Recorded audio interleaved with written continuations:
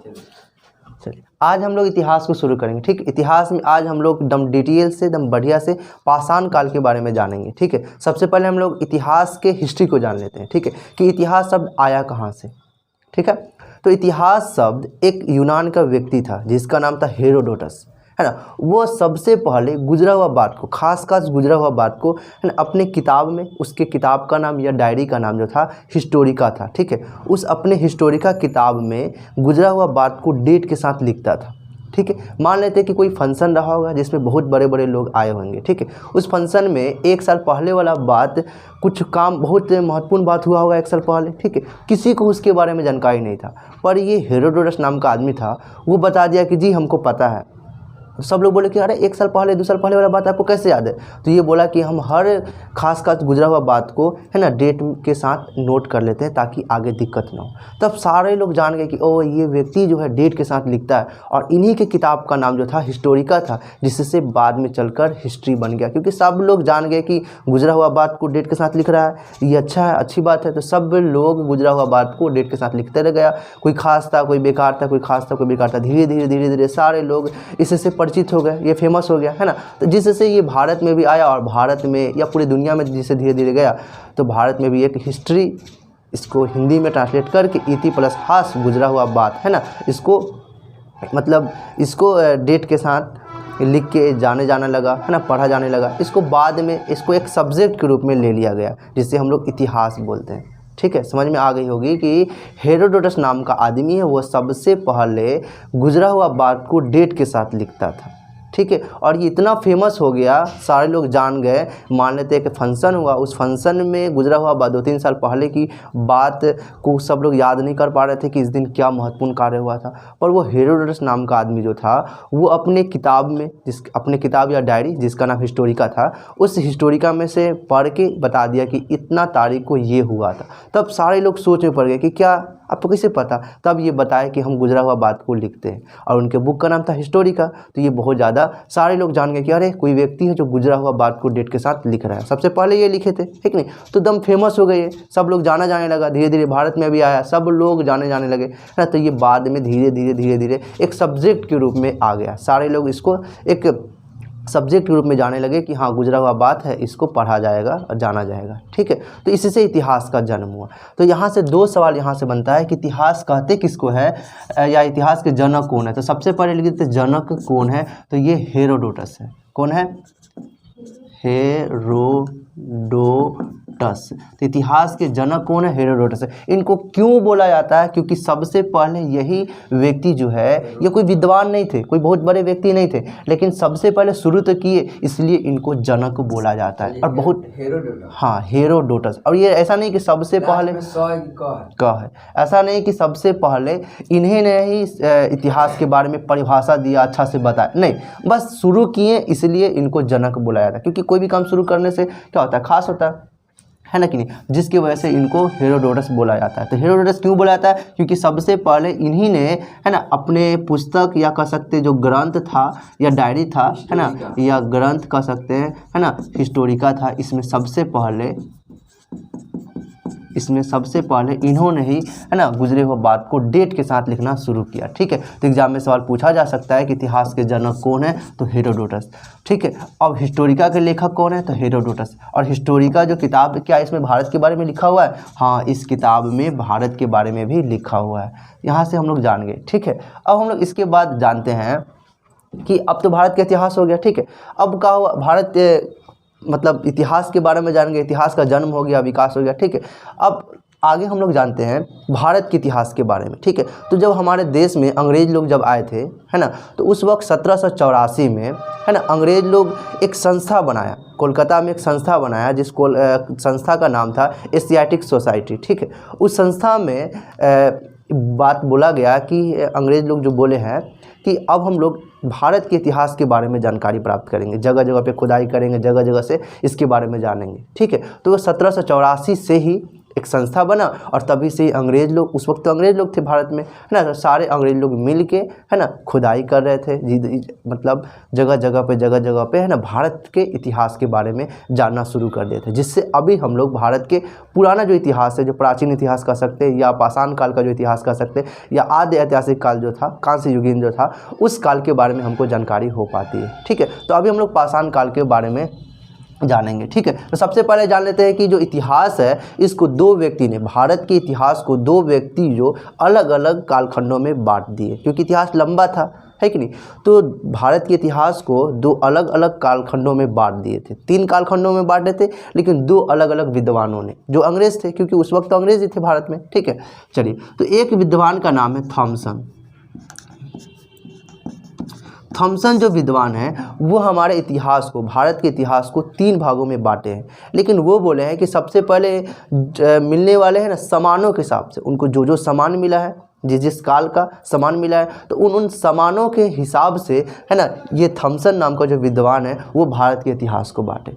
ठीक है, पत्थर मिला तो ये पत्थर का काल बोल दिए। इसके बाद कांसा मिला, है ना, तो ये एक कांसा, एक ब्रोंज, है ना, जिसको ब्रोंज मेडल नहीं बोलते, silver medal, gold medal, bronze medal, उसी तरह वही ब्रोंज कांसा। ठीक है, जो टीन का और तांबा का मिक्स होता है। ठीक है, तो ये ब्रोंज जो हो गया या कांसा जो हो गया, तो कांसा का लोग ज़्यादा प्रयोग करते थे, है ना, तो इसलिए उनको कांसा काल या कांस्य युगीन उसका नाम दे दिए। ठीक है, मतलब ब्रोंज एज नाम दे दिए। फिर उसके बाद लोहा का प्रयोग सब करते थे बहुत ज़्यादा, है ना, उस काल के लोग, है ना, तो इसलिए उसका नाम रख दिए लौह युगीन, मतलब लोहा का काल। ठीक है, तो ये थॉमसन नाम का व्यक्ति है, मिलने वाले साक्ष्यों के हिसाब से, मिलने वाले सामानों के हिसाब से हमारे भारत के इतिहास को 3 भागों में बांट दिए। ठीक है, तो थॉमसन ने भारत के इतिहास को कितना भागों में बांटा है, तो 3 भागों में बांटा है। ये पहला बोले हैं स्टोन मिला है, इसलिए क्या बोल दिए है, स्टोन एज मतलब पाषाण काल। क्या बोल दिए, ये पाषाण काल। फिर इसके बाद है ना, सारे लोग कांस्य का प्रयोग करते थे, कांसा का प्रयोग करते थे, इसलिए ये भारत के इतिहास को, है ना, कांस्य युगीन में बांट दिए थे, कांस्य युगीन या कांस्य काल। ठीक है, कांस्य युगीन। फिर इसके बाद जो लोग थे, इसके बाद के जो काल में जो लोग थे, उस काल में सारे लोग लोहा का प्रयोग करते थे, इसलिए इन्होंने क्या बोल दिया, आयरन एज, मतलब लौह युग या लौह युगीन। ठीक है, तो ये जो थॉमसन नाम का जो कह सकते विद्वान है, वो भारत के इतिहास को 3 भागों में बांट दिए। एक को बोले पाषाण काल, दूसरा को बोले कांस्य युगीन, तीसरा को बोले लौह युगीन। ये 3 कालों में हमारे भारत के इतिहास को बांट दिए। ठीक है, और एक और व्यक्ति है जिनका नाम है ब्रूस। क्या नाम है, ब्रूस। युग मतलब इस समय, काल मतलब इस समय, तो बोल सकते हैं कांस्य काल। ठीक है, कोई दिक्कत नहीं। ये ब्रूस नाम का एक विद्वान है, इन्होंने भी भारत के इतिहास को बांटा है, पर इन्होंने मिलने वाले सामानों के हिसाब से नहीं, इन्होंने पढ़े लिखे, है ना, पढ़े लिखे जो भी साक्ष्य मिला है या नहीं मिला है उसके हिसाब से, है ना, हमारे भारत के इतिहास को 3 भागों में इन्होंने भी बांटा है, लेकिन मिलने वाले साक्ष्य के हिसाब से, पढ़े लिखे जो मिला है ना सबूत, उसके हिसाब से भारत के इतिहास को 3 भागों में बांट दिए। समझ में आ गया होगा कि ब्रूस नाम का जो व्यक्ति है भारत के इतिहास को बांटे हैं, लेकिन, है ना, पढ़ने लिखने वाले मिलने हुए जो साक्ष्य है ना, उसके आधार पे भारत के इतिहास को 3 भागों में इन्होंने भी बांटा है। तो पहला इन्होंने क्या कहा है, पहला इन्होंने कहा है प्राक ऐतिहासिक काल, प्राक ऐतिहासिक काल। फिर इसके बाद इन्होंने कहा है ना, आद्य ऐतिहासिक काल, आद्य ऐतिहासिक काल। फिर इसके बाद इन्होंने कहा है ऐतिहासिक काल, मतलब हिस्टोरिक एज। ठीक है, ऐतिहासिक काल, एरा, हिस्टोरिक एरा, ऐतिहासिक काल। ठीक है, तो इन्होंने कहा है ना, pre historic era, proto historic era और इसको बोला जाएगा हिस्टोरिक एरा। तो इन्होंने, ब्रूस जो विद्वान है ना, इन्होंने भारत के इतिहास को 3 कालखंडों में बांटा है। पहला बोले हैं प्राक ऐतिहासिक काल, है ना, इसी को प्रागैतिहासिक काल भी बोला जाता है। ठीक है, यहाँ पे प्रागैतिहासिक काल। ठीक है, समझ, प्रागैतिहासिक काल, प्रागैतिहासिक काल अलग, ठीक है। तो यहाँ से इसका दोनों नाम है, ठीक है, तो कंफ्यूज नहीं होइएगा, ठीक है। तो ये थॉमसन नाम का जो व्यक्ति है वो भारत के इतिहास को 3 कालखंडों में बांटे हैं। पहला ये क्या थे, मिलने वाले सामानों के आधार पे, मिलने वाले सामानों के आधार पे 3 भागों में बांटे हैं। पहला बोले हैं पत्थर मिला है, तो ये क्या बोल दी है, पाषाण काल। क्या मिला है, पत्थर मिला है, ठीक है, जिसकी वजह से इन्होंने पाषाण काल नाम दे दिया। फिर इसके बाद कांस्य का प्रमाण मिला है, इसलिए इन्होंने कांस्य युगीन नाम दे दिया है। फिर उसके बाद लोहा का ज़्यादा उपयोग मिला है, इसलिए इन्होंने भारत के इतिहास को लौह युगीन नाम दे दिया है। और एक ब्रूस नाम का आदमी है, इन्होंने भारत के इतिहास को, है ना, पढ़ा लिखा हुआ प्रमाण मिला, उसके इस अनुसार भारत के इतिहास को 3 भागों में बांटा है। पहला बोला है प्राग ऐतिहासिक काल, फिर उसके बाद आद्य ऐतिहासिक काल, फिर उसके बाद मेन जो हमारा इतिहास है यहाँ से शुरू हुआ है, तो यहाँ आद्य ऐतिहासिक काल। यहाँ से हम लोग के पास पूरा एकदम प्रमाण मिला है, लिखा हुआ प्रमाण मिला है, बिल्डिंग मिला, महल मिला, सारा कुछ मिला है। तो ये पूरा ऐतिहासिक काल, यहाँ आद्य ऐतिहासिक काल, इसमें क्या हो गया, प्राग ऐतिहासिक काल, ठीक है। अब हम लोग कह सकते हैं कि प्राग ऐतिहासिक काल के अंतर्गत हम लोग क्या पढ़ते हैं, तो हम लोग पाषाण काल को पढ़ते हैं। किसको पढ़ते हैं हम लोग, पाषाण काल को पढ़ते हैं। पाषाण काल सेमी ना बात हुआ है कि नहीं, इसी को पाषाण काल थॉमसन बोले हैं पाषाण काल, और ये ब्रूस बोले हैं प्राग ऐतिहासिक काल, है कि नहीं। तो इसी प्राग ऐतिहासिक काल के अंदर हम लोग किसके बारे में अध्ययन करेंगे, हम लोग तो इस पाषाण काल के बारे में अध्ययन करेंगे, ठीक है। और आद्य ऐतिहासिक काल के अंतर्गत हम किसके बारे में अध्ययन करेंगे, किस काल को अध्ययन करेंगे, तो इसके अंतर्गत हम लोग हड़प्पा सभ्यता के बारे में पढ़ाई करेंगे, ठीक है। हड़प्पा सभ्यता कि एक लंबा चैप्टर कह सकते हैं ना, इसमें एक ही टॉपिक है। आद्य ऐतिहासिक काल में हम लोग सिर्फ एक ही चीज़ के बारे में पढ़ना है, हड़प्पा सभ्यता के बारे में पढ़ेंगे और ये आद्य ऐतिहासिक काल खत्म हो जाएगा, ठीक है। तो ये हड़प्पा सभ्यता पढ़ेंगे इसके बाद। और इस टॉपिक को ये बहुत लंबा कह सकते हैं, ये कह सकते हैं बहुत लंबा है, इसके वजह से इसको 3 भागों में बांट देते हैं। और यहाँ से असल हो जाता है प्राचीन ऐतिहासिक काल। इसमें हम लोग पढ़ते हैं प्राचीन ऐतिहासिक काल, फिर उसके बाद इसमें मध्य ऐतिहासिक काल,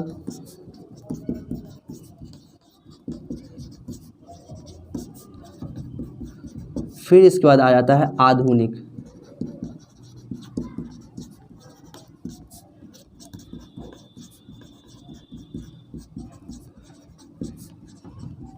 तो ये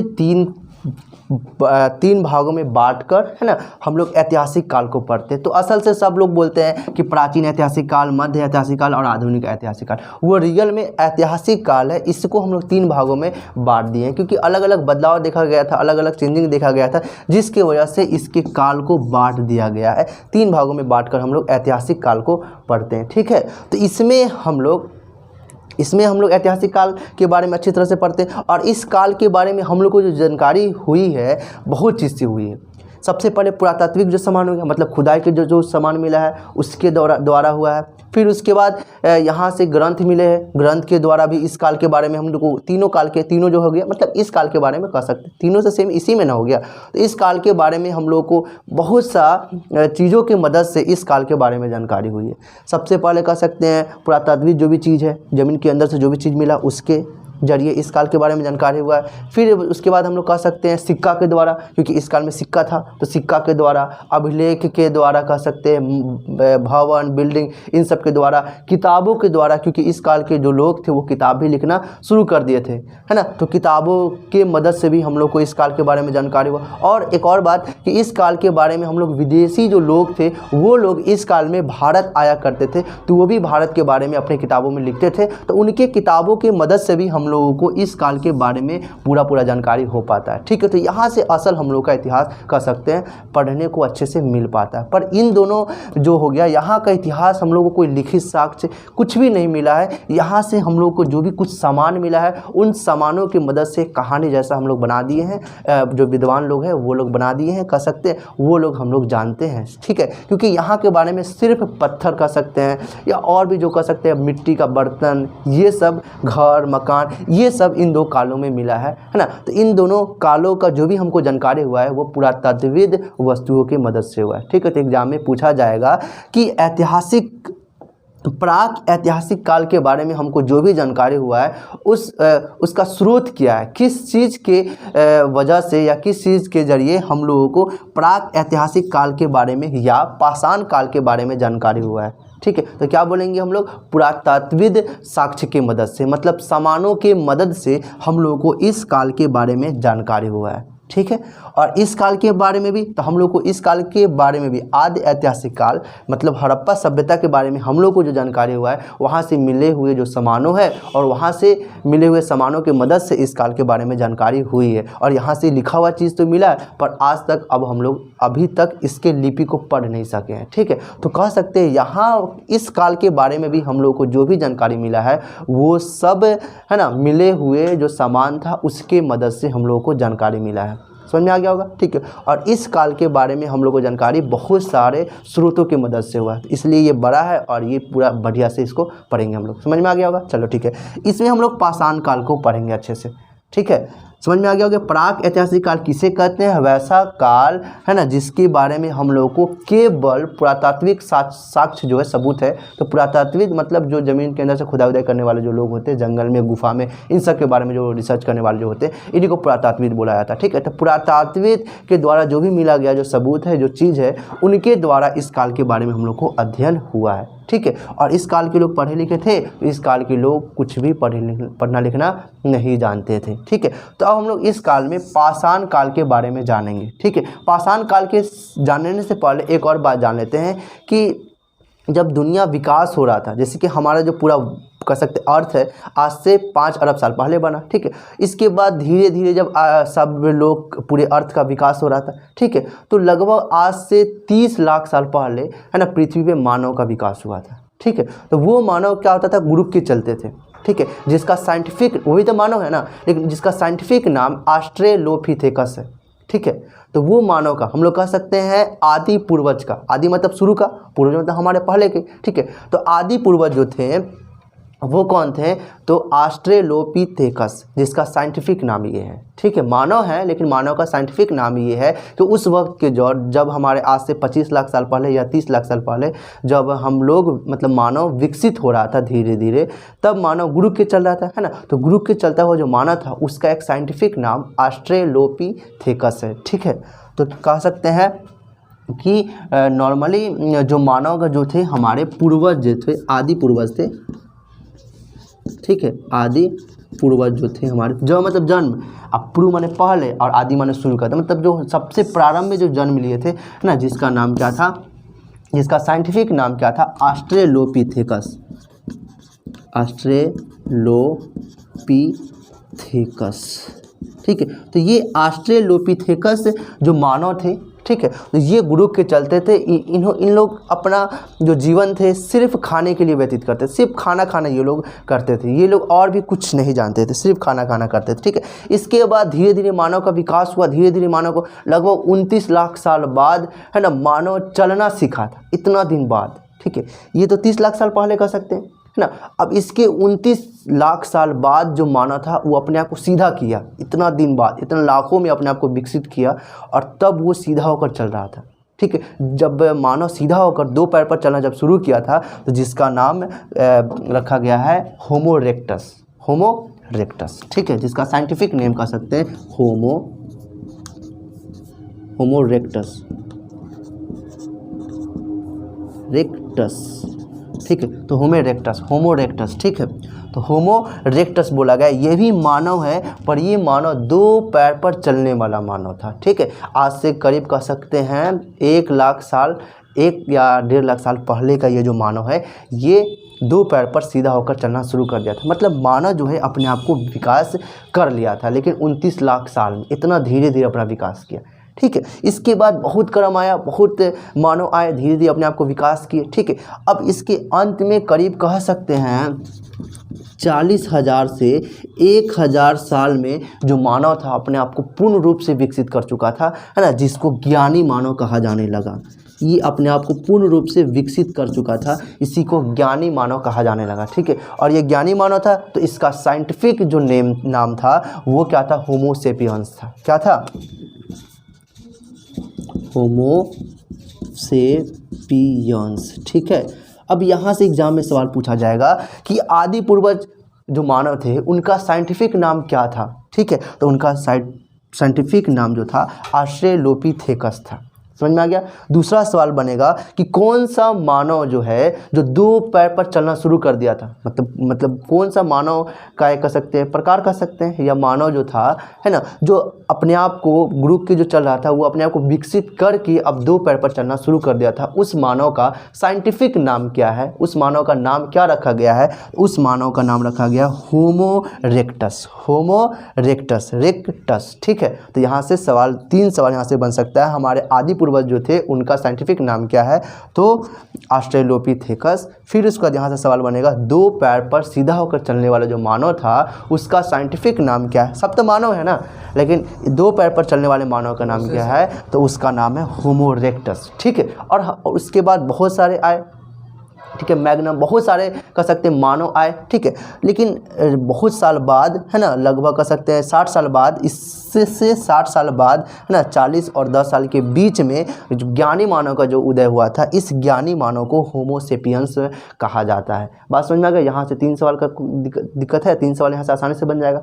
ठीक है, चलो अब हम लोग यहाँ से जान लेते हैं। ये तो समझ में आ गया कि भारत में या पूरे दुनिया में कह सकते हैं सबसे पहले अफ्रीका में मानव का उद्भव देखा गया। अफ्रीका में सबसे पहले है ना मानव का उद्भव देखा गया था। रेडियो कार्बन विधि के अनुसार उसका जो काल बताया गया है आज से करीब है ना 25 लाख साल पहले बताया गया है। ठीक है, तो कहीं पे 25 लाख साल या कहीं पे 30 लाख साल देखने को मिलता है। ठीक है, तो कह सकते हैं कि जो 30 लाख साल पहले जो मानव थे, जो गुरु के चलते थे, उनका साइंटिफिक नाम ऑस्ट्रेलोपिथेकस है। फिर उसके बाद जो मानव थे अपने आप को विकास करके 2 पैर पर चलना शुरू कर दिए थे, जिसका नाम साइंटिफिक नाम होमो रेक्टस है। ठीक है, फिर इसके बाद ज्ञानी मानव का जो उदय हुआ था है ना, जिसको बोला गया है होमो सेपियंस। तो हम लोग अभी जो मानव है ज्ञानी मानव है, जाहिर सी बात है। तो अभी हम लोग जो है ना साइंटिफिक हम लोग का जो नाम है ना, मानव का जो साइंटिफिक नाम है होमो सेपियंस। तो हम लोग क्या है? होमो सेपियंस है। ठीक है, यहाँ से 3 सवाल पूछा जा सकता है। मतलब 29 लाख साल पहले, मतलब ये माना गया है या लगभग माना गया, कंफर्म नहीं। ठीक है, लगभग माना गया है। कुछ साक्ष्य मिला होगा जिसके आधार पे अनुमान लगाया गया होगा। मतलब 29 लाख या 25। हाँ, कुछ कपाल, कुछ किसी का शरीर का कोई अंग मिला होगा, कपाल मिला होगा। ठीक है, इसके आधार पे वो अनुमान लगाए हैं कि इतना साल पहले। ठीक, एग्जैक्ट नहीं पता। ठीक है, चलो ये अब हम लोग पाषाण काल के बारे में है ना हम लोग जानते हैं कि पाषाण जो काल है इसके बारे में हम लोग जानते हैं। ठीक है, तो पाषाण काल के बारे में सबसे पहले हम लोग को जानकारी किसने दिया? तो पाषाण काल के बारे में सबसे पहले जो हमको जानकारी जो मिला है वो मद्रास, जो आज का जो चेन्नई है ना, तो मद्रास में एक पल्लवरम नामक एक स्थल है, वहाँ से है ना आदमी का कपाल मिला था। ठीक है, एक अंग्रेज को मिला था जिसका नाम क्या था? Robert Bruce Foote. तो रॉबर्ट ब्रूसफुट को सबसे पहले है ना मद्रास के या चेन्नई के पल्लवरम नामक जगह से है ना एक मानव का कंकाल मिला था। ठीक है, तभी सारे लोग है ना पाषाण काल के बारे में, मतलब इस काल के बारे में जानकारी शुरू कर दिए। तब उनका नाम इस काल का नाम या उस समय का नाम रखा गया स्टोन एज, जिसको हम लोग संस्कृत में पाषाण काल बोला जाता है। ठीक है, तो एग्जाम में सवाल पूछा जा सकता है कि पाषाण काल के बारे में सबसे पहले हम लोगों को किसने जानकारी प्रस्तुत की या किसने जानकारी दिया? तो क्या बोलेंगे?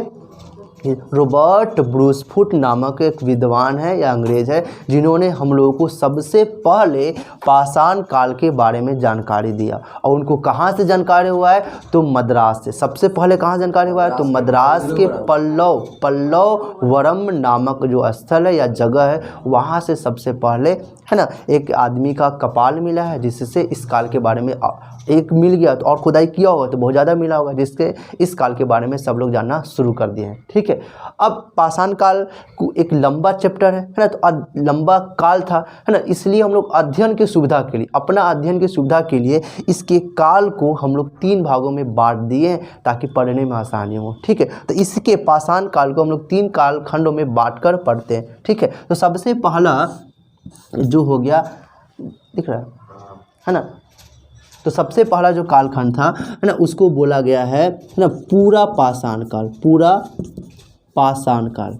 पूरा पाषाण काल, सबसे पहला जो काल था पाषाण काल का, सबसे पहला जो काल था उसको पूरा पाषाण काल बोला गया। ठीक है, और ये पाषाण काल या फिर कह सकते हैं प्राक ऐतिहासिक काल कितना से कितना दिन तक रहा, तो सिंपल से हम कह सकते हैं आज से लगभग 30 लाख साल से लेके 1000 ईसा पूर्व के बीच का जो समय था इसी को पाषाण काल बोला गया है। और इस पाषाण काल लंबा एक पीरियड था, इसी के आधार पे इसको हम लोग 3 भागों में बांटकर पढ़ते ताकि समझने में आसानी हो। ठीक है, तो पहला हो गया पूरा पाषाण काल और इसका दूसरा हो गया बीच में है इसलिए इसका नाम क्या पड़ गया, मध्य पाषाण काल। समझ में आ गई होगी। और तीसरा इसका काल का नाम रखा गया है ना नव पाषाण काल, नव पाषाण काल। तो यहाँ से समझ में आ गया होगा कि पाषाण काल के बारे में हम लोग को जो जानकारी मिला है वो रॉबर्ट ब्रूसफुट नामक एक विद्वान थे, इनके द्वारा या इन्होंने है ना पाषाण काल के बारे में जानकारी प्रस्तुत की थी, तब हम लोग को जानकारी हुआ। लेकिन कब, देखिए तो इसके बारे में 1863 ईस्वी में, ठीक 1863 ईस्वी में रॉबर्ट ब्रूसफुट तो ये आम आदमी थे या कोई विद्वान थे, ठीक है तभी तो बताएंगे। रॉबर्ट ब्रूसफुट नामक एक अंग्रेज थे जिन्होंने सबसे पहले पाषाण काल के बारे में हम लोग को जानकारी प्रस्तुत की। कब, तो 1863 ईस्वी में। ठीक है, तो यहाँ से एग्जाम में सवाल पूछा जा सकता है कि पाषाण काल के बारे में हम लोग को किसने जानकारी प्रस्तुत किया, तो रॉबर्ट ब्रूसफुट। कब, तो 1863 ईस्वी में। बस समझ में आ गया है ना। ये अब हम लोग एक लंबा कह सकते एक पीरियड था, टाइम पीरियड था, जिसकी वजह से इसके काल को पढ़ने के आधार पे है ना या परिवर्तन के विकास के आधार पे इसको 3 भागों में बांट दिया गया है। पहला बोला गया पूरा पाषाण काल, फिर इसके बाद मध्य पाषाण काल और फिर इसके बाद नव पाषाण काल। अब हम लोग बारी बारी करके है ना, जैसे कि इसके काल को अगर देखा जाए तो पूरा पाषाण काल को 30 लाख से लेके है ना, इसके काल को 30 लाख से लेके है ना कह सकते हैं कि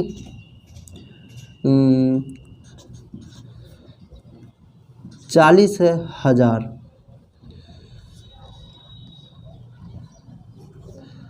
30 लाख से लेके कितना इसका काल बताया गया है 10,000। ठीक है, और इसको बताया गया है 10,000 से लेके 4,000 ईसा पूर्व है। इसको 10,000 से लेके 4,000 ईसा पूर्व बताया गया, इसको बताया गया है ईसा पूर्व। और इसको बताया गया 4,000 या 10,000। बताएंगे यहाँ 10,000 क्यों हुआ, 10,000 4,000 या 10,000 से लेके 1,000। चलो तो इतना समझ में आ गया होगा है ना, कोई दिक्कत नहीं तो हुआ ना है ना कि पाषाण काल के बारे में सबसे पहले हम लोगों को जो जानकारी दिए हैं, जो जानकारी प्रस्तुत किए सामने रखे हैं, उनका नाम है रॉबर्ट ब्रूसफुट। कब, तो 1863 ईस्वी में। ठीक है ना। कहाँ से उनको साक्ष्य मिला तो जानकारी हम लोग को दिए, तो पल्लवरम मद्रास के है ना, हाँ यहाँ पे लिखे थे मद्रास के है ना, मद्रास के, ठीक है, पल्लवरम नामक एक स्थल था, मद्रास का था। यहाँ से इनको एक मानव का कंकाल मिला था। तो मानव कंकाल कहाँ से मिला, तो पल्लवरम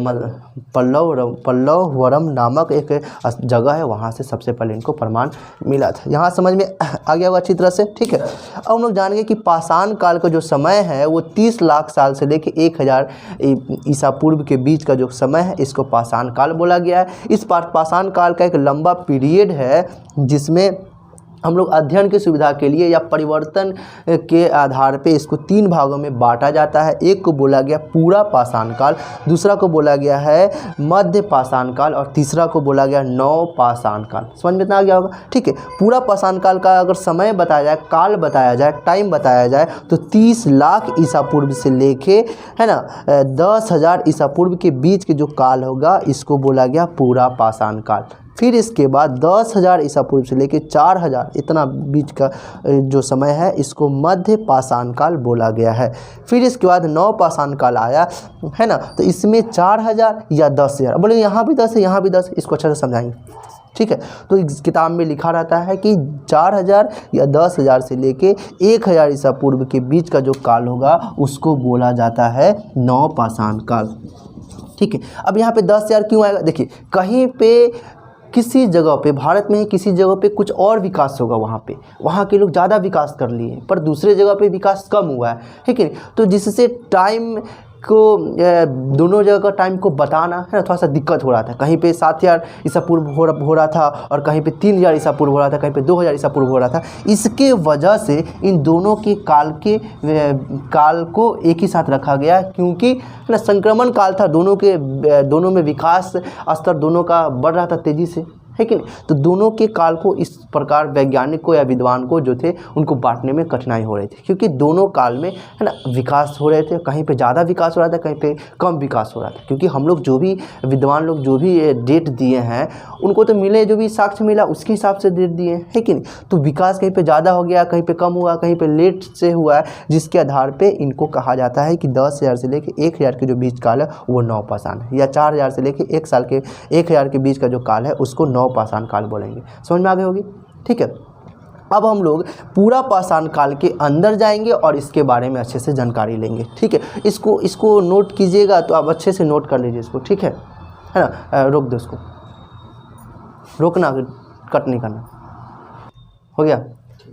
चलो अब हम लोग पाषाण काल के बारे में जान लेते हैं, ठीक है। पाषाण काल जो था, जैसे कि प्राक, ठीक है, प्राक था, ठीक है। तो प्राक ऐतिहासिक काल के अंतर्गत पाषाण काल को पढ़ा जाता है। अब प्राक ऐतिहासिक काल कहते किसको है? तो वैसा काल जिसके बारे में हम लोगों को पढ़ने वाला लिखने वाला कोई भी साक्ष्य नहीं मिला है, और इस काल के बारे में हम लोगों को केवल जो भी जानकारी मिला है वो केवल सामानों की मदद से मिला है, ठीक है। तो प्राक ऐतिहासिक काल के अंतर्गत किसके?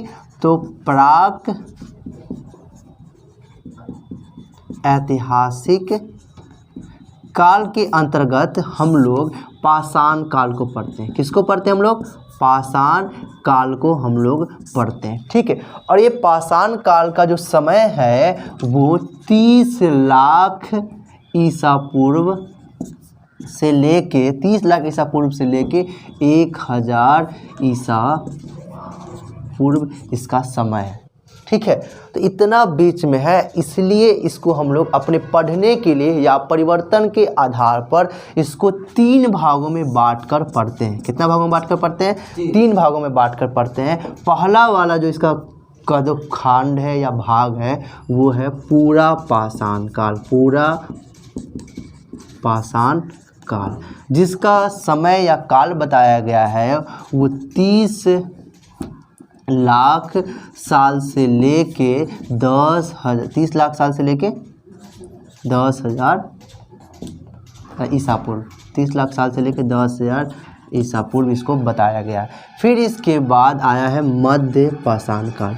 मध्य पाषाण काल बीच का है इसलिए इसको मध्य बोला जाता है। तो मध्य पाषाण काल, ठीक है, इसका समय बताया गया है, यही वाला आ जाएगा यहाँ पे 10,000 से लेके 4,000 ईसा पूर्व बताया गया है।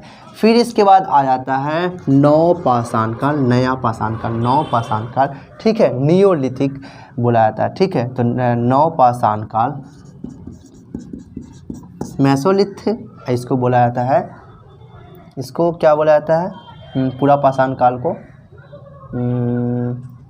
अभी ध्यान तो नहीं आ रहा है, पर नव पाषाण काल, ठीक है। तो नव पाषाण काल को नव पाषाण काल हो गया, ठीक है। तो इस नव पाषाण काल का जो समय बताया गया है वो 4,000 या 10,000, ठीक है, इसको समझा चुके हैं। तो 10,000 या 4,000 ईसा पूर्व से लेकर 1,000 ईसा पूर्व का जो समय है इसको नव पाषाण काल के अंतर्गत रखा गया। ये अच्छी तरह से हम लोग जान चुके थे, ठीक।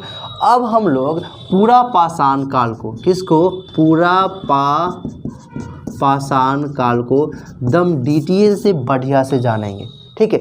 पूरा पाषाण काल के बारे में हम लोग को जानकारी किसने दिया? तो इससे पूरा पाषाण काल के बारे में हम लोगों को जो जानकारी मिला है वो रॉबर्ट ब्रूसफुट से मिला है, ठीक है। तो एग्जाम में सवाल पूछा जाएगा कि पूरा पाषाण काल के बारे में हम लोगों को जानकारी किसने दिया?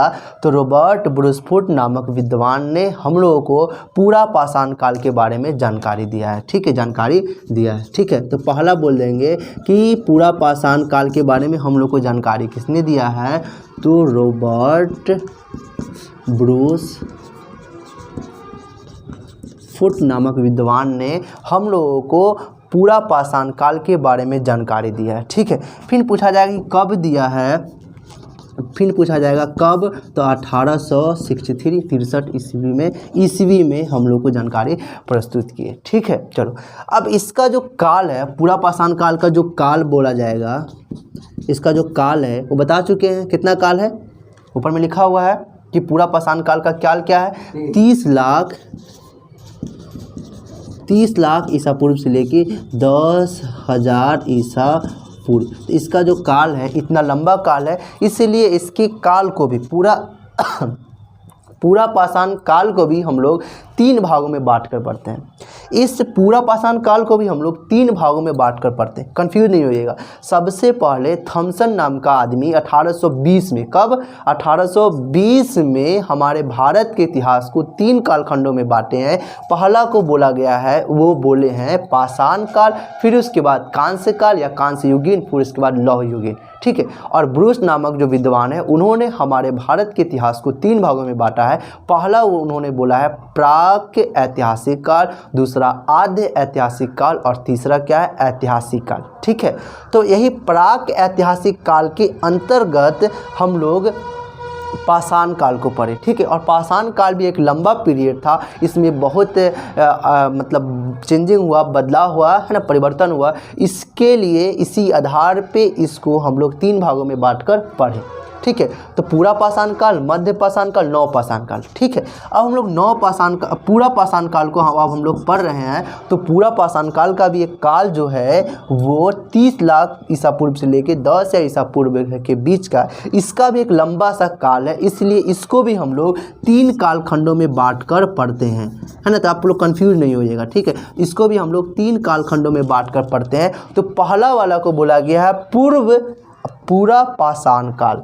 ठीक है, या इसको निम्न पूरा पाषाण काल भी बोला जाता है। ठीक है, तो पहला वाला को हम लोग बोलेंगे, सिंपल से आप लोग बोल सकते हैं पूरा पाषाण काल। ठीक है, पूरा पाषाण काल के अंतर्गत जो भी बात पढ़ाएंगे आप लिख सकते हैं, पर बांटने से क्या होता है, समझने में क्लैरिटी ज़्यादा आता है। ठीक है, ज़्यादा स्पष्टता से हम लोग समझ पाते हैं, है कि नहीं, ज़्यादा अच्छा से समझने में आसान होता है। ठीक है, कितना लंबा काल था, है कि नहीं। तो सबसे पहला जो पूरा पाषाण काल था उसको बोला गया है निम्न पूरा पाषाण काल, या इसको पूर्व पूरा पाषाण काल भी इसको बोला जा सकता है। ठीक है, तो हम लोग लिख देते हैं, यहाँ पे समझ में आ जाएगा कि पूरा पाषाण काल भी होता है और निम्न पूरा पाषाण काल भी होता है। ठीक है, तो निम्न पूरा पाषाण काल। ठीक है, तो निम्न पूरा पाषाण काल का जो समय बताया गया है वो 30 लाख ईसा पूर्व से लेके 40,000 साल के बीच के काल को बोला गया है निम्न पूरा पाषाण काल। समझ में आ गया होगा। ठीक है, तो निम्न पूरा पाषाण काल में क्या हुआ था कि निम्न पूरा पाषाण काल में, है ना, इस काल का अगर प्रमुख विशेषता बताया जाए तो इस काल के बारे में, है ना, हम लोगों को पाकिस्तान के, कहाँ के, पाकिस्तान में एक पंजाब प्रांत है या राज्य है, वहाँ पे, है ना, कुछ साक्ष्य मिला है। वहाँ पे एक नदी है, सोहन नदी है, तो सोहन नदी से हम लोग को कुछ साक्ष्य मिला है। ठीक है, तो उस साक्ष्य मिला है, तो उसके वजह से हम लोगों को निम्न पूरा पाषाण काल के बारे में जानकारी हुआ है।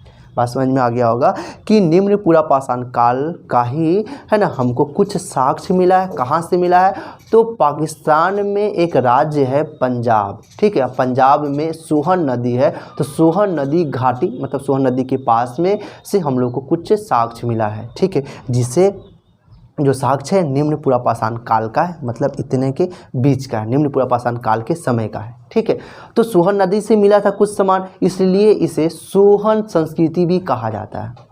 क्या कहा जाता है, सोहन संस्कृति भी कहा जाता है। तो एग्जाम में सवाल पूछा जाएगा सोहन संस्कृति किस काल से संबंधित है, तो आप बता दीजिएगा पूरा पाषाण काल से संबंधित है, क्योंकि पूरा पाषाण काल का है ना ये प्रकार है। तो हम लोग कह सकते हैं कि सोहन संस्कृति किस काल से संबंधित है, तो ये निम्न पूरा पाषाण काल से संबंधित है या पूरा पाषाण काल से संबंधित है ना। ये संस्कृति क्या था, तो ये कहाँ पे है, तो सबसे पहले जान लीजिए ये पाकिस्तान में एक राज्य है पंजाब, उस पंजाब में सोहन नदी है, तो उसी के पास से कुछ साक्ष्य मिला था, कुछ सबूत मिला था, जिसकी वजह से निम्न पूरा पाषाण काल के बारे में हम लोग को जानकारी हो पाई है। बात समझ में आ गया। इसके वजह से इसको सोहन संस्कृति भी बोला जाता है, ठीक है। अब इसके बाद हम लोग जान लेते हैं, तो यहाँ पे हम लोग जान लिए, तो पहला जान लिए कि सोहन संस्कृति, सोहन संस्कृति यहाँ का एक खास, हम लोग इस काल से जुड़ा हुआ एक खास बात जान ली। फिर इसके बाद इस काल से जुड़े एक और ख़ास बात जो है ना, इस काल में जो औजार जो लोग प्रयोग करते थे, है ना, इसका जो औजार था उस औजार का जो नाम था वो क्या था, हस्त कुठार, हस्त कुठार, ठीक है। एग्जाम में सवाल पूछा जाएगा कि हस्त, हस्त होता है क्या, हस्त, हस्त, हस्त मतलब हाथ, ठीक है। तो हस्त कुठार नामक जो औजार है वो किस काल के लोग प्रयोग करते थे, तो वो निम्न पूरा पाषाण काल या पूरा पाषाण काल के जो लोग थे वो हस्त कुठार नामक औजार का प्रयोग करते थे। बात समझ में आ गई होगी, ठीक है। इसलिए इसको हस्त कुठार संस्कृति भी कहा जाता है, ठीक है। सोहन नदी पे मिला कुछ साक्ष्य, इसलिए इसको सोहन संस्कृति कहा जाता है। और हस्त कुठार जो औजार प्रयोग करते थे निम्न पूरा पाषाण काल के लोग, इस वजह से इसे हस्त कुठार संस्कृति भी इसे कहा जाता है, ठीक है। हस्त कुठार संस्कृति भी इसे कहा जा सकता है। तो निम्न पूरा पाषाण काल के बारे में इतना ही विशेषता है जो बहुत खास है, आप लोग को याद रखना है, ठीक है। इसके बाद आ जाता है मध्य पूरा पाषाण काल। इसका क्या आता है, मध्य पूरा पाषाण काल।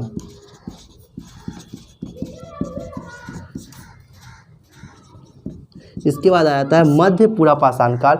इस काल के बारे में अगर विशेषता बताया जाए, है ना, तो इस काल में, है ना, एक बहुत ही प्रमुख विशेषता इस काल का है कि बटिकस्म उद्योग इस काल का एक बहुत प्रमुख विशेषता है, ठीक है। बटिकस्म उद्योग, है ना, तो इस काल का एक विशेषता क्या है,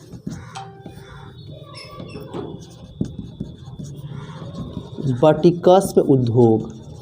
अब ये बटिकस्म उद्योग होता क्या है, तो बटिकस्म उद्योग, है ना, मतलब नदी का जो जलधारा है, नदी मतलब नदी का जो पानी बह रहा है ना, तो उसी के पानी का जो धारा है ना, जल धारा है ना, तेजी से बढ़ रहा है, तो उसके मदद से बड़ा बड़ा पत्थर को घिस कर छोटा छोटा पत्थर में खिलौने के जैसा तोड़ना, ये बटिकस्म उद्योग कहलाता है।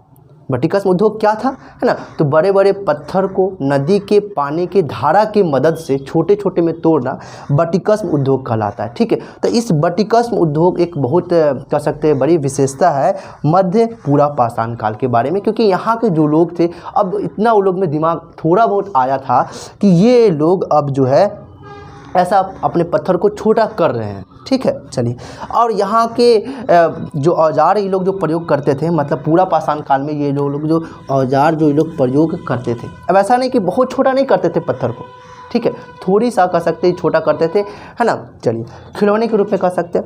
अब मध्य पूरा पाषाण काल के जो लोग थे, औजार का कैसा औजार का प्रयोग करता था, तो ये दो तरह के इन लोगों का प्रमुख औजार है, तो दो तरह के ये लोग औजार का प्रयोग करते थे, ठीक है। तो इनके औजार के बारे में जान लेते हैं। तो इनका औजार क्या है, एक जो है फलक है और दूसरा क्या है, सल्क है, ठीक है।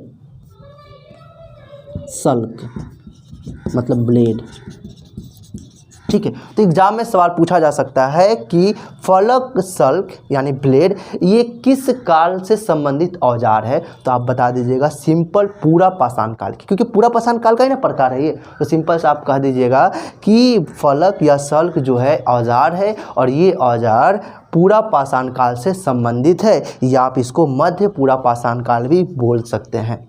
बस समझ में आ गया होगा, ठीक है। अब इसके बाद जो है वो आता है उच्च पूरा पाषाण काल, सबसे लास्ट का पूरा पाषाण काल, उच्च पूरा पाषाण काल, ठीक है। अब उच्च पूरा पाषाण काल है, तो इस वक्त दो बहुत बड़ी विशेषता है। ये जो काल है ये 40,000 से लेके 10,000 के बीच का काल है। ये जो काल है ना, ये जो काल, इसका जो काल है ये कितना है, कह सकते हैं 40,000 ईसा पूर्व से लेके, है ना, 10,000, 40 ईसा पूर्व से लेके, है ना, 40 ईसा पूर्व से लेके 10,000 ईसा पूर्व, ठीक है। तो इस काल में क्या हुआ था, इस काल में बहुत महत्वपूर्ण विशेषता हुआ था। इस दो बहुत बहुत महत्वपूर्ण विशेषता है इस काल का। इस काल में सबसे पहला जो विशेषता है वो है ज्ञानी मानव का उदय हो गया।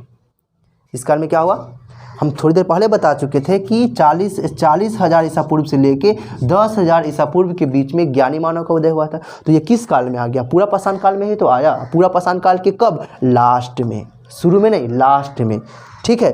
तो ये जो है पूरा पाषाण काल जो है, ठीक है, तो जो उच्च पूरा पाषाण काल है इसकी दो बड़ी विशेषता यह है कि इस काल में क्या हुआ, ज्ञान होमोसेपियंस का उदय हो गया, मतलब ज्ञानी मानव का विकास हो गया या उदय हो गया, ठीक है।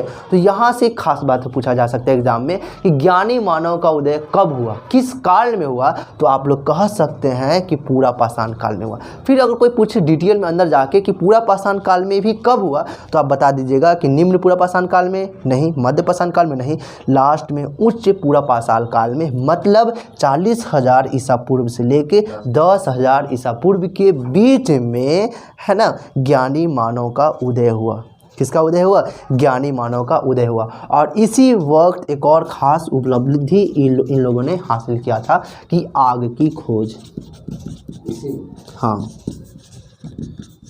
इन्हीं लोगों ने, ज्ञानी मानव ने आग की खोज की और आग की खोज से इन्होंने बहुत आग के बारे में पूरा विशेषता इन लोगों ने धीरे धीरे जानना शुरू कर दिया कि जो ये आग होते हैं हम लोगों को ठंडी के दिन में, है ना, गर्माहट देती है, बारिश के दिन में उसके बाद कह सकते हैं कि मतलब गर्माहट ये देती है आग, है ना। और ये लोग अभी भी, है ना, अस्थायी नहीं है, ये लोग अभी भी क्या करते हैं, इधर उधर घूम रहे, खाने के लिए घूम रहे। यहाँ तक ज्ञानी मानव तक तो ठीक थे, ये लोग अब धीरे धीरे रुक रहे हैं, धीरे धीरे खेती करना अभी तो सीखे नहीं है। अब इसके बाद जो आएगा मध्य पाषाण काल आएगा, इसमें थोड़ा बहुत ही लोग, है ना, पशुपालन सीखेंगे, सिर्फ पशुपालन सीखेंगे, ठीक है, मतलब कुत्ता को सबसे पहले ये पालतू बनाएंगे, ठीक है।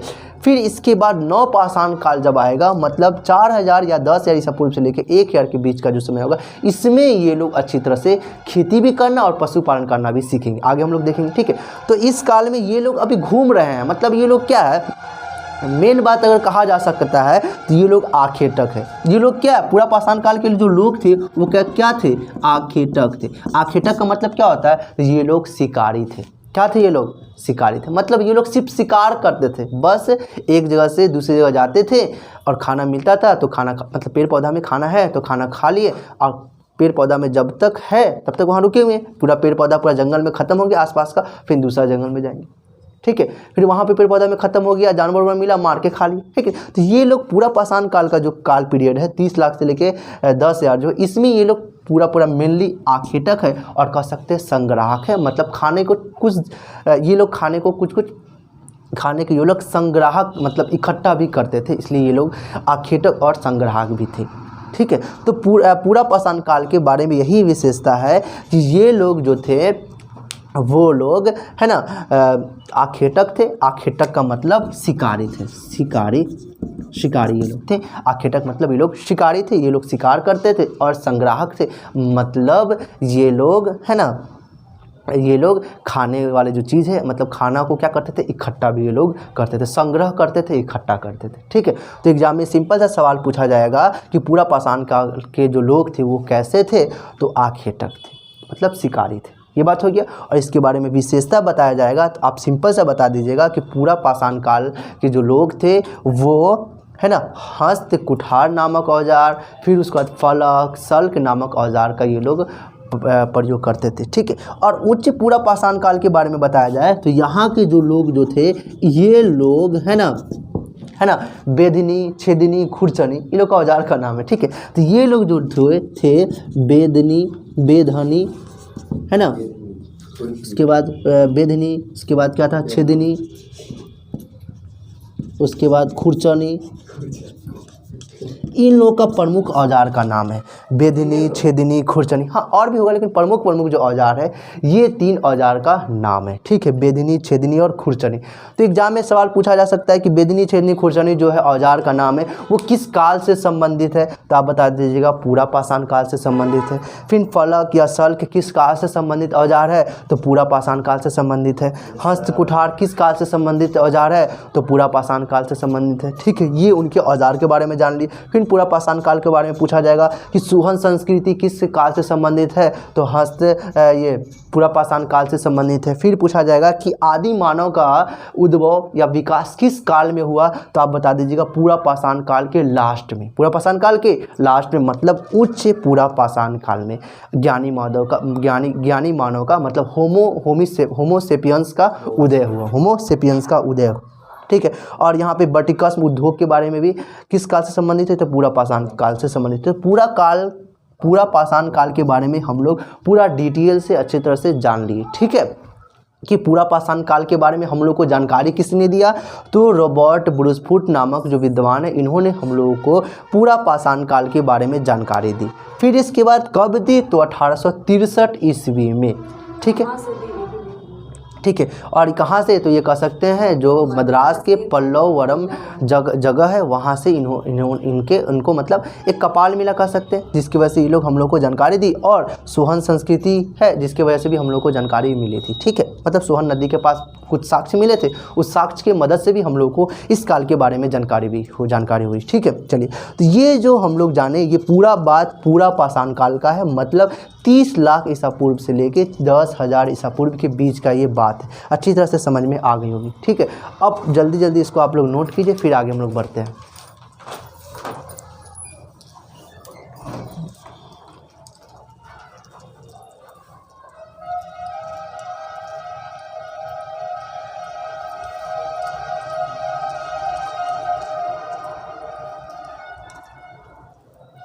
रोक दीजिए। तो अब हम लोग ये पूरा पाषाण काल समझ में आ गया होगा अच्छी तरह से, ठीक है। इस काल की जो विशेषता है इसको आप अच्छे से नोट भी कर लिए होंगे, ठीक है। अब हम लोग मध्य पाषाण काल, तो अब हम लोग मध्य पाषाण काल के बारे में जान लेते हैं। इसका जो समय है 10,000 ईसा पूर्व से लेकर 4,000 ईसा पूर्व के बीच के जो समय को मध्य पाषाण काल बोला जाता है। अब हम लोग इसके बारे में कुछ फैक्ट वाली बात या कुछ बहुत ही महत्वपूर्ण बात जान लेते हैं कि मध्य पाषाण काल के बारे में सबसे पहले हम लोग को जानकारी किसने दी, ये सवाल बनता है ना। तो इसके बारे में सबसे पहले जो हमको जानकारी मिली है वो किसके द्वारा, तो लॉर्ड कर्साइल के द्वारा। किसके द्वारा, लॉर्ड कर्साइल के द्वारा इसके बारे में हम लोग को जानकारी मिली, ठीक है। तो यहाँ पे लिख देते हैं कि जानकारी हम लोग को जो मिली है लॉर्ड कर्साइल विद्वान जो है इनके द्वारा हम लोगों को सबसे पहले मध्य पाषाण काल के बारे में जानकारी इन्होंने दी, तो हम लोग को जानकारी मिला। और ये कब, तो 1867 ईस्वी में, ठीक है। तो एग्जाम में सवाल पूछा जाएगा कि मध्य पाषाण काल के बारे में हम लोगों को जानकारी किसने दी, तो लॉर्ड कर्साइल ने दी। कब दी, तो 1867 ईस्वी में। ये बात हम लोग जान गए, ठीक है। अब इस काल के बारे में हम लोग जान लेते हैं, ठीक है। तो इस काल के बारे में हम लोग को यह जानना है कि इस काल के लोग है ना, इस काल के लोग पहले की तुलना में, इस काल के जो लोग थे पहले की तुलना में ज़्यादा विकसित हो गए थे, क्योंकि ज्ञानी मानव तो हो चुके थे ना, ये ज्ञानी मानव थे, मतलब ज़्यादा ज्ञानी से और भी ज़्यादा विकसित के और ये लोग आ गए थे और ज़्यादा ये लोग विकसित हो गए थे। और ये लोग अब पत्थर जो था ना इन लोगों का अब छोटा कर दिए, धारदार बना दिए, ठीक है। अपना जो औजार था इन लोग का जो औजार था धारदार बन गया, छोटा बन गया, ताकि इन लोग आसानी से शिकार कर सकें, ठीक है। अब ये लोग के बारे में, इस काल के बारे में विशेषता बताया जाए तो इस काल के जो लोग थे पशुपालन भी करना शुरू कर चुके थे, ठीक है। तो इस काल के बारे में अगर पूछा जाए तो पशुपालन भी ये इस काल के लोग पशुपालन भी करना शुरू कर दिए थे, ठीक है। तो एग्जाम में पूछा जाएगा कि पशुपालन का साक्ष्य कहाँ से मिला है, ठीक है। तो 2 जगह से पशुपालन करने का साक्ष्य मिला है मध्य पाषाण काल का, ठीक है। एक मिला है पशुपालन करने का साक्ष्य जो मिला है वो मिला है बागौर से, ठीक है। कहाँ से मिला है, बागौर से मिला है। और ये बागौर कहाँ पड़ता है, तो ये बागौर राजस्थान में है। कहाँ पे है, राजस्थान में है, राजस्थान,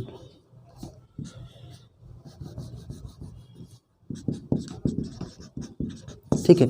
तो ये राजस्थान है, तो यहाँ राजस्थान में एक जगह है बागौर है, तो इस बागौर से पशुपालन करने का साक्ष्य मिला है। किस काल का, तो मध्य पाषाण काल का, मतलब 10,000 ईसा पूर्व से लेकर 4,000 ईसा पूर्व के बीच में पशुपालन करने का साक्ष्य मिला है। कहाँ से, बागौर से। अब बागौर कहाँ है, राजस्थान में, याद हो गई होगी या याद कर लीजिए कि मध्य पाषाण काल में है ना पशुपालन करने का साक्ष्य मिला है। तो कहाँ से मिला है? बागौर से। अब बागौर कहाँ है? राजस्थान से। और एक और जगह से मिला है, एक और जगह जो है आदमगढ़,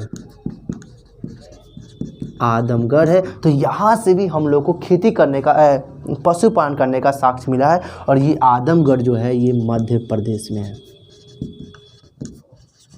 मध्य प्रदेश में। ठीक है, तो यहाँ से आप लोग को अच्छे से याद करना है कि मध्य प्रदेश काल में पशुपालन हुआ तो हम लोग को कहाँ से साक्ष्य मिला है?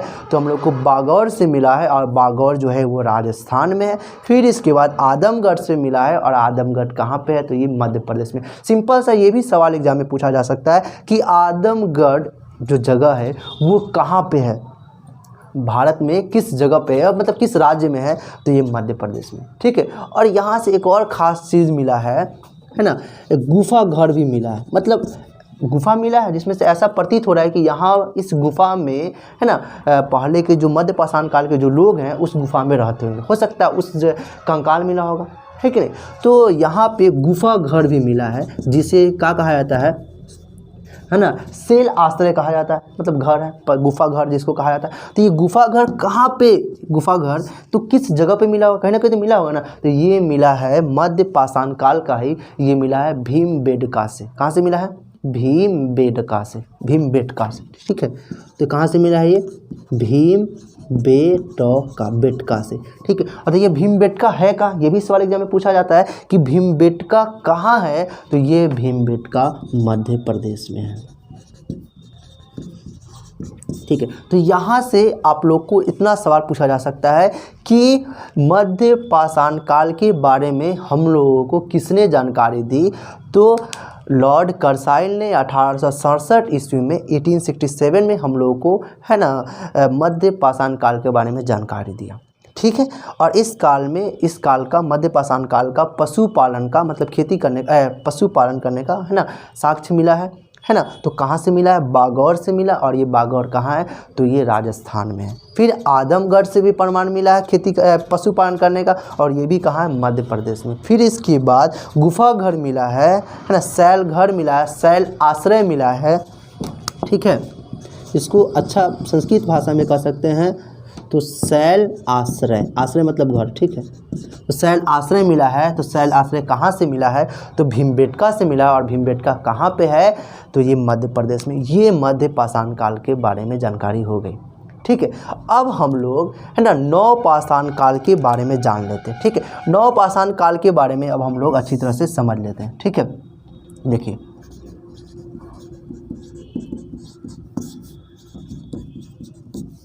और यहाँ के बारे में ये भी बात जाने थे, मध्य पाषाण काल के बारे में ये भी बात जाने थे कि यहाँ पे अब पहले की तुलना में इन लोग का जो औजार था धारदार हो गया था, नुकीला हो गया था, है ना। अब नव पाषाण काल में क्या हुआ कि है ना कि इन लोग का जो औजार था बहुत ज़्यादा छोटा हो गया, बहुत ज़्यादा नुकीला हो गया, भाला जैसा। मतलब अपने औजार में अब ये लोग लकड़ी जोड़ दिए क्योंकि दूर से ही भाला जैसा है ना भाला जैसा करके ताकि शिकार करने में आसानी हो। ये लोग को बहुत ज़्यादा अब दिमाग हो गया था, बहुत ज़्यादा ये लोग ज्ञानी हो गए थे। अब ये लोग कृषि करने लगे। ठीक है, अच्छा से ये लोग अब क्या करने लगे? खेती बाड़ी भी ये लोग करना शुरू कर दिया। और ये लोग एक बहुत बड़ी बात ये है कि ये लोग अब नव पाषाण काल के जो लोग हैं अब अस्थाई हो गए। मध्य पाषाण काल तक ये लोग अस्थाई नहीं थे। हाँ, ये लोग क्या क्या थे? तो ये लोग आखेटक थे, आखेटक थे मतलब शिकारी थे।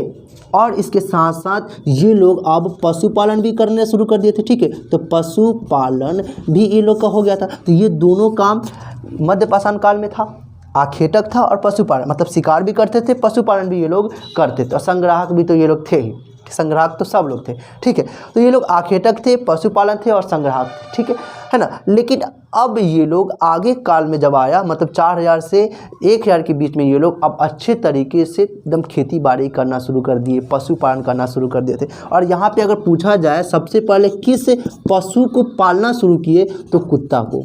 ठीक है, ये हो गया मध्य पाषाण काल के बारे में। ठीक है, अब नव पाषाण काल में नवपाषाण काल के बारे में जाने तो इस काल में लकड़ी के इस्तेमाल, ये लोग पहिया बनाना, लकड़ी का इस्तेमाल, घड़ा बनाना, मिट्टी का घड़ा बनाना, है ना। फिर उसके बाद आग का पूरी तरह से इस्तेमाल जान गया कि गर्मी के दिनों में आग, ठंडी के दिनों में आग गर्माहट देती है। फिर उसके बाद जो आग है उससे जानवरों से बचा जा सकता है। मतलब ये लोग अब पूरी तरह से ये लोग कह सकते हैं कि, है ना, ज्ञानी मानो अच्छे तरह से ये लोग बन चुके हैं। खेती बाड़ी भी करना शुरू कर दिए, पशुपालन भी करना ये लोग शुरू कर दिए। तो अब ये लोग जो है क्या है, तो ये लोग अब क्या कर सकते हैं, ये लोग अब कृषक हैं। मतलब ये लोग अब क्या कर रहे हैं, कृषि भी ये लोग करना चालू कर दिए। ठीक है, इसके बाद अगर बोला जाए तो ये लोग आखेटक तो थे ही, और इसके संग्राहक तो ये लोग थे ही, और पशुपालक भी ये लोग, पशुपालक भी या पशुपालन ये लोग करते ही थे। और इसके बाद ये लोग संग्राहक तो थे। तो इन लोगों का काम इतना था नवपाषाण काल में, कृषि, आखेटक, पशुपालन, संग्राहक, और इन लोगों का जो औजार था बहुत छोटा छोटा औजार इन लोग का हो चुका था। ठीक है, अब इस नवपाषाण काल के जो लोग था पहले की तुलना में सबसे ज़्यादा विकसित ये लोग थे। ठीक है, तो नवपाषाण काल के बारे में बस इतना ही, है ना। अब एक और सवाल हम बताना भूल गए कि नवपाषाण काल के बारे में हम लोगों को जानकारी किसने दी। तो नवपाषाण काल के बारे में हम लोग को जानकारी जो दी है सर जॉन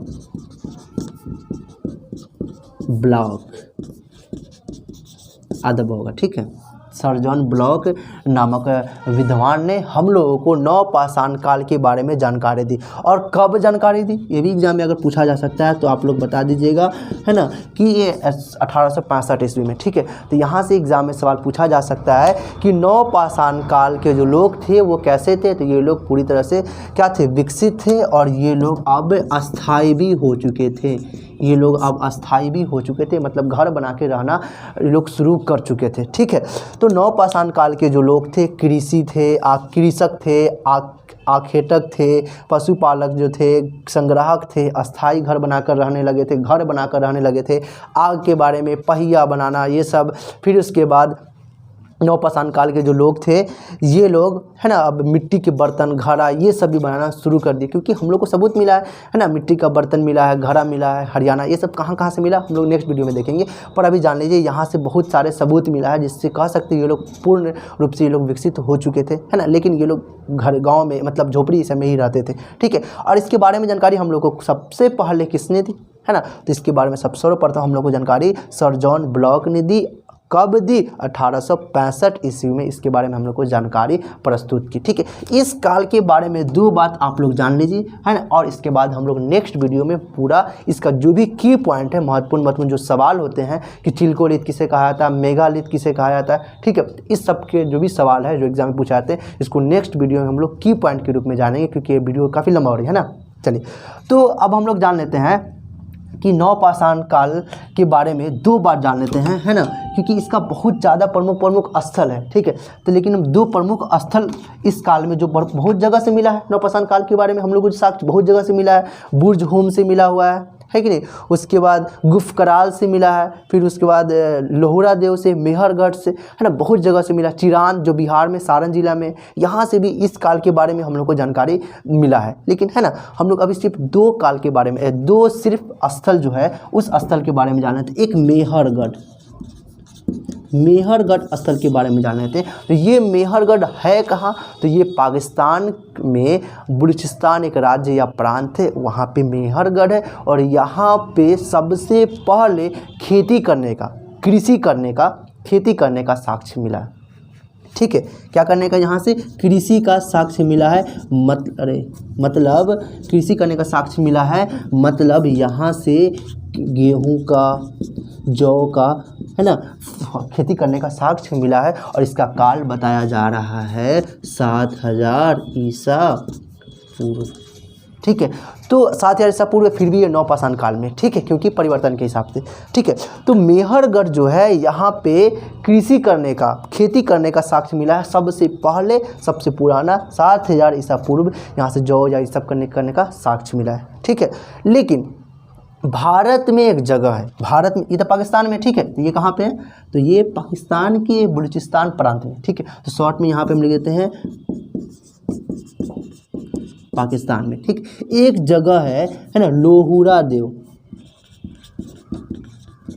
देव, जो भारत में उत्तर प्रदेश में, मतलब यूपी में। कहाँ पे है? यूपी में। यहाँ से भी खेती करने का प्रमाण मिला है। यहाँ से भी क्या मिला है? खेती करने का प्रमाण मिला। कुछ साल पहले यहाँ के बारे में हम लोगों को, मतलब जो पुरातत्वविद है, आर्कियोलॉजिस्ट जो है ना, उनको यहाँ के बारे में कुछ साल पहले, अभी कुछ साल पहले इस स्थल के बारे में या इस जगह के बारे में जानकारी प्राप्त हुआ है। ठीक है, तो यहाँ से भी कृषि करने का प्रमाण मिला है, यहाँ से भी खेती करने का प्रमाण जो मिला है ना। तो इसका यहाँ पर भी जौ, गेहूँ ये सब बोने का मतलब फसल करने का प्रमाण मिला है। और इसका काल बताया जा रहा है 8000 ईसा पूर्व। इससे साफ समझ में आ रहा है कि भारत में सबसे पहले खेती करने का प्रमाण जो मिला है वो लोहरा देव में मिला है।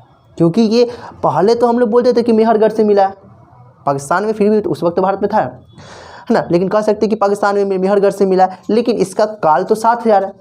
इससे भी पहले 8000 ईसा पूर्व में लोहरा देव में, जो भारत के उत्तर प्रदेश में पड़ता है, उत्तर प्रदेश राज्य में पड़ता है, यहाँ से खेती करने का प्रमाण मिला है। तो एग्जाम में सवाल पूछा जा सकता है कि सबसे पहले खेती करने का प्रमाण कहाँ से मिला है? तो अब आप लगाइएगा, लोहरा देव में प्रमाण मिला है खेती करने का। ठीक है, किस काल का? तो नवपाषाण काल का। कब? तो आज से करीब 8000 ईसा पूर्व। ठीक है, आज से कह सकते हैं 10,000 साल पहले।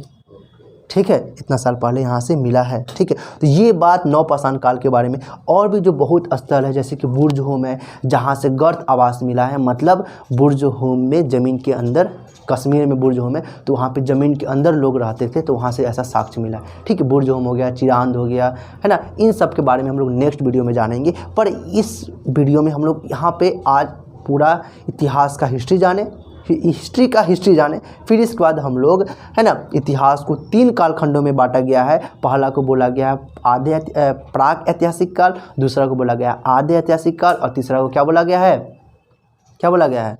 ऐतिहासिक काल। इन तीनों के अंतर्गत अलग अलग कह सकते काल आते हैं, या अलग अलग, जैसे कि प्राग ऐतिहासिक काल के अंतर्गत पाषाण काल को रखा गया है, आद्य ऐतिहासिक काल के अंतर्गत हड़प्पा सभ्यता को रखा गया, ऐतिहासिक काल के अंतर्गत मतलब नॉर्मल ऐतिहासिक काल हो गया, जिसमें लौह युगीन मतलब लौह काल को रखा गया है, जिसको 3 भागों में बांटकर पढ़ाया जाता है, प्राचीन, मध्य और आधुनिक। ये हो गया। ठीक है, आज हम लोग पाषाण काल को पूरे डिटेल से बढ़िया से जान लिए कि पाषाण काल जो है उसके बारे में सबसे पहले हम लोग को जानकारी जो हुआ है पल्लवरम, जो मद्रास में, वहाँ पे कपाल मिला है, तो वहाँ से हम लोग को जानकारी हुई है। तो उसके बाद धीरे धीरे और भी बहुत ज़्यादा सब लोग रिसर्च करने लगे, है ना। तब हम लोग को जानकारी धीरे धीरे और भी इस काल के बारे में बहुत जो भी जानकारी हो पाई, है ना, मतलब बहुत जानकारी हुई जो हम लोग आपको बता दिए। ठीक है, तो प्राग ऐतिहासिक काल के अंतर्गत हम लोग पाषाण काल को पाषाण काल को रखते हैं। पाषाण काल का जो काल बताया गया है 30 लाख से लेकर 1000 ईसा पूर्व में, इसको 3 भागों में बांटकर पढ़ा जाता है, पूरा पाषाण काल, मध्य पाषाण काल, नवपाषाण काल। पूरा पाषाण काल के बारे में जाने, इसका ये काल ये काल है।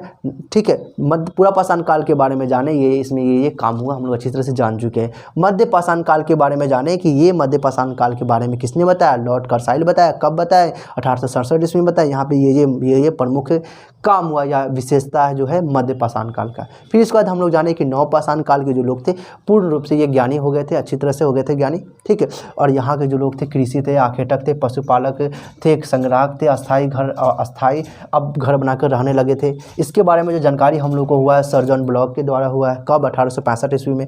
मेहरगढ़ इस नवपाषाण काल में एक स्थल है, नवपाषाण काल का एक स्थल है मेहरगढ़, जो पाकिस्तान में पड़ता है, पाकिस्तान के बलूचिस्तान में पड़ता है। वहाँ से कृषि करने का सबसे पहले प्रमाण मिला था 7000 ईसा पूर्व। पर इसके बाद में कुछ साल पहले, आज से कुछ साल पहले, लोहरा देव में जो भारत के उत्तर प्रदेश में, यहाँ से भी खेती करने का साक्ष्य मिला है जो 8000 ईसा पूर्व है। इससे हमें यह पता चलता है कि सबसे पहले भारत में ही कृषि हुआ था। ठीक है, और वो कहाँ पर? उत्तर प्रदेश में। तो ये उम्मीद करते पूरा आपको अच्छा लगा होगा, समझ में आया होगा। नेक्स्ट वीडियो में हम लोग हड़प्पा सभ्यता या नेक्स्ट डे हम लोग हड़प्पा सभ्यता के बारे में पूरा अच्छी तरह से जानेंगे, एकदम डिटेल में जानेंगे। ठीक है, तो उम्मीद करते पूरा अच्छे से समझ में आ गया होगा। ठीक है, हमसे जुड़ने के लिए या हमसे जुड़ने के लिए, हमसे पढ़ने के लिए इस चैनल को सब्सक्राइब कर दें और हमसे जुड़े रहें।